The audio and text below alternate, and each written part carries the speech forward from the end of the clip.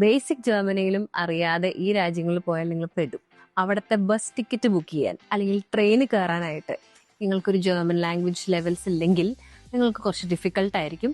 ഒരുപാട് German language centres ഉണ്ട്, free of cost വരെ ഉണ്ട്. ഈ ജർമ്മനി, ഓസ്ട്രിയ എന്നൊക്കെ പറയുന്നത് ശരിക്കും ജർമ്മൻ സ്പീക്കിംഗ് കൺട്രീസ് അല്ലേ? അപ്പം നമ്മൾ ഇന്ത്യയിൽ നിന്ന് നമ്മുടെ സ്റ്റുഡൻസ് പോയി കഴിഞ്ഞാൽ ജർമ്മൻ പഠിക്കാതെ അവിടെ പോയിട്ട് കാര്യമുണ്ടോ? ബേസിക് ജർമ്മനിയിലും അറിയാതെ ഈ രാജ്യങ്ങളിൽ പോയാൽ നിങ്ങൾ പെടും, ലിറ്ററലി പെടും. കാരണം ഈ രണ്ടും ജർമ്മൻ സ്പീക്കിംഗ് ആണ്, ലൈക്ക് യു സെഡ്. സോ ഒരു ബേസിക് A1 A2 ലെവലെങ്കിലും നമ്മൾ ഇവിടുന്ന് പഠിച്ചിട്ട് പോകണം. നമ്മൾ കോഴ്സ് പഠിക്കാനായിട്ട് 100% ഇംഗ്ലീഷ് ടോട്ട് കോഴ്സസ് വരെ ഉണ്ട്.